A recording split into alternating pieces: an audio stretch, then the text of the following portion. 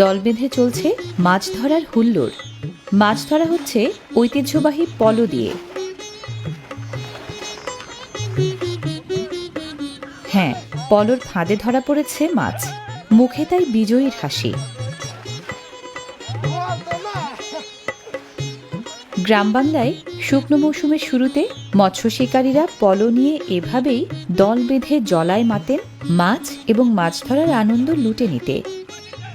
পলো দিয়ে ঘটা করে মাছ ধরার দলবদ্ধ এই উৎসব নদীমাতৃক বাংলাদেশের প্রাচীন এক ঐতিহ্য।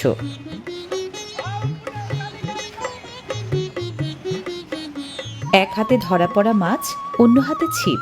পলোর মাছ জমিয়ে রাখা হচ্ছে বড়শির সুতায় গেঁথে।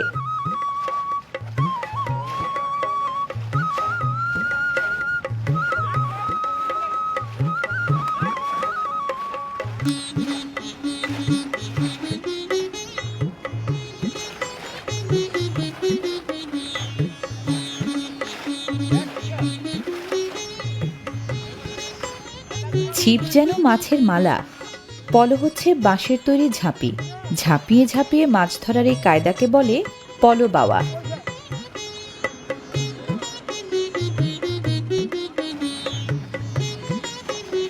মাছের উপস্থিতি আন্দাজ করে মাছ শিকারীরা একধার থেকে পলো বাইতে বাইতে আগান। পলোতে মাছ আটকালে সাথে সাথেই নড়াচড়া টের পাওয়া যায়। এরপর হাত ঢুকিয়ে মাছ ধরার পালা। যা, ফসকে গেছে মাছ। ধরা পড়েছে আবার আরেক পলোয়, বেশ বড়সড় মাছ। স্থানীয়দের পাশাপাশি মাছ ধরার এই আয়োজনে সামিল দূর দূরান্তের মাছ শিকারীরাও। মাইকিং শুনে গ্রাম পঞ্চায়েতের নির্ধারিত দিনে যোগ দিয়েছেন মাছ ধরার উৎসবে।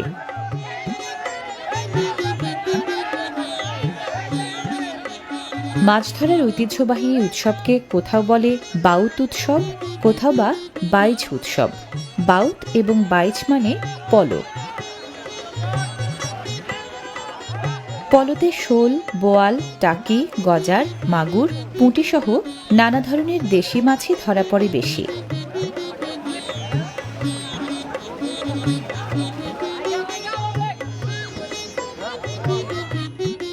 সাত সকালে শুরু হওয়া মাছ শিকারের এই মহাযজ্ঞ সাধারণত চলে দুপুর পর্যন্ত।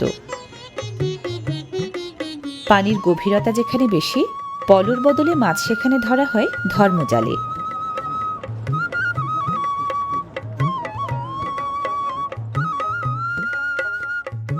বাংলাদেশে সাধারণত কার্তিক মাসে টান ধরে বর্ষার পানিতে, আর নিম্নভূমির জলায় আটকা পড়ে মৎস্য শিকারীদের কাঙ্ক্ষিত মাছ। কার্তিক থেকে শুরু করে পৌষ মাস পর্যন্ত এক এক এলাকায় এক এক সময় চলে দল বেঁধে মাছ ধরার এই মহোৎসব।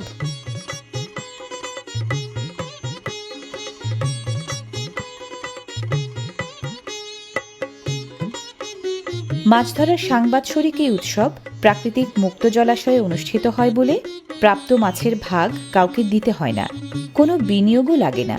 ফলে আর্থিকভাবে লাভবান হন মৎস্য শিকারীরা।